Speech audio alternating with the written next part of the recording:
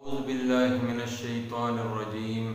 بسم اللہ الرحمن الرحیم وَإِذَا تَوَلَّى اور جب پھرے تیرے پاس سے سعیٰ تو دوڑتا ہے فی الارض ملک میں لیفسد فیہا تاکہ اس میں خرابی ڈالے وَيُهْلِكَ اور تباہ کرے الحرث کھیتیاں والنسل اور جانیں واللہ اور اللہ تعالی لا یحب ناپسند کرتا ہے الفساد فساد کو وَإِذَا قِيلَ لَهُ اور جب اس سے کہا جائے اتق اللہ کہ اللہ تعالی سے ڈر اخذت ہو تو آمادہ کرتا ہے اس کو العزت غرور بالاسم گناہ پر فحسبہ بس کافی ہے اس کے لیے جہنم دوزخ ولبئس المہاد اور وہ بے شک برا ٹھکانہ ہے ومن الناس اور لوگوں میں سے من ایک شخص وہ ہے یشری کہ بیچتا ہے نفسہ اپنی جان کو ابتغاء مرضات اللہ اللہ تعالی کی رضا جوئی میں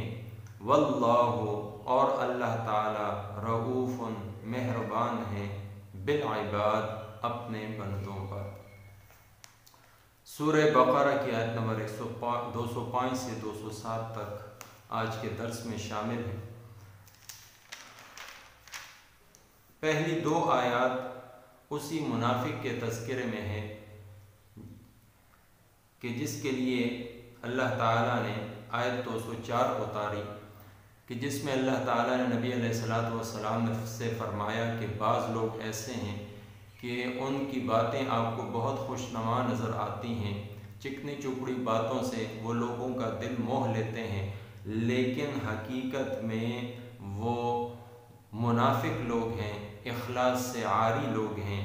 یہ لوگ دنیا کی باتیں بڑے ہی اچھے انداز میں آپ کو سناتے ہیں اور اس پر پھر اپنے دل کی بات پر اللہ تعالیٰ کو گواہ بھی بناتے ہیں۔ اور تیسری بات یہ ہے کہ وہ سخت جھگڑالو ہیں۔ اب اس کے ساتھ ساتھ اس کی اور اس کے اندر کیا خصلتیں ہیں وہ بیان کی جا رہی ہیں کہ یہاں پر آ کر بظاہر تو اسلام کا بھی دعویٰ کرتا ہے، نبی علیہ السلام سے محبت کا بھی دعوے دار ہے اور دل کے اخلاص کا بھی وہ تذکرہ کرتا ہے اور اس پر اللہ تعالیٰ کو گواہ بھی بناتا ہے، لیکن حقیقت یہ ہے کہ جیسے ہی وہ آپ کی محفل سے اٹھتا ہے لیفسد فیہا تو زمین میں وہ فساد مچانا شروع کر دیتا ہے۔ اور فساد کیا کرتا ہے؟ یہلک الحرث والنسل لوگوں کی کھیتیاں تباہ کر دیتا ہے، لوگوں کی جانیں جو ہیں وہ ہلاک کرنا اور تباہ کرنا شروع کر دیتا ہے۔ اور اللہ تعالیٰ کو تو فساد ہرگز پسند نہیں۔ یہ وہی شخص ہے اخنس بن شریک، جب یہ نبی علیہ السلام کی محفل سے اٹھتا تو کسی کے دل میں اسلام کے خلاف شکوک اور شبہات پیدا کر دیتا اور اسی طرح کسی کی کھیتی کو جلا ڈالتا اور کسی کے مویشیوں کے پاؤں کاٹ دیتا، یعنی اس طرح زمین کے اندر وہ فساد پھیلاتا۔ اور اگر کوئی اس کو روکتا اور اس سے مخلصانہ طور پر اس سے جو ہے نا اس کو نصیحت اور خیر خواہی کے طور پر کوئی بات کرتا کہ خدا کے لیے ایسا نہ کرو، اتق اللہ، اللہ تعالیٰ سے ڈرو، تو اللہ تعالیٰ فرماتے ہیں اخذت العزہ اس کے اندر کا جو تکبر اور غرور تھا وہ اس کو اس گناہ پر اور زیادہ آمادہ کرتا۔ تو اللہ تعالیٰ فرماتے ہیں کہ اب یہ دنیا میں سیدھا ہونے والا نہیں ہے، بلکہ اس کو سیدھا کرنے کے لیے جہنم کی آگ ہی کافی ہے۔ اور اس کے بارے میں اللہ تعالیٰ فرماتے ہیں کہ وہ بہت برا ٹھکانہ ہے۔ تو جس کی برائی اللہ تعالیٰ بیان فرما رہے ہوں اس کی برائی کا کیا ٹھکانہ ہے؟ اللہ تعالیٰ سب مسلمانوں کو اس جگہ سے محفوظ فرمائے۔ یہاں تک منافق کا تذکرہ، اب اس کے بعد مخلص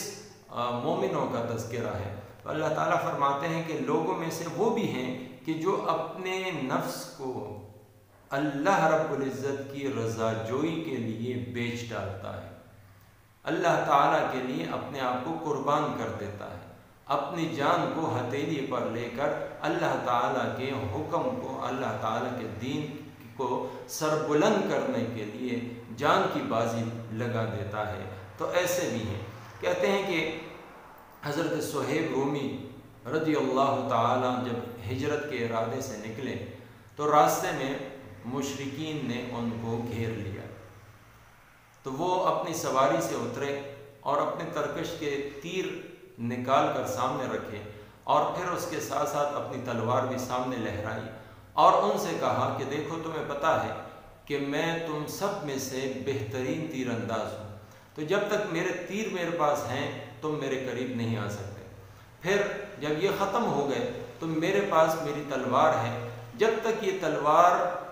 صحیح ہے، سلامت ہے، تم میرا کچھ بھی نہیں بگاڑ سکتے، ہاں اگر یہ ٹوٹ گئی تو پھر اس کے بعد جو تم سے ہو سکا وہ کرنا، لیکن ظاہر ہے کہ اس ساری تگ و دو میں تمہاری کئی جانیں جا سکتی ہیں، تو اس لیے اگر تم چاہو تو میں تمہیں ایک شرط پر اپنے مال کا پتہ بتاتا ہوں جو مکہ مکرمہ میں ہے،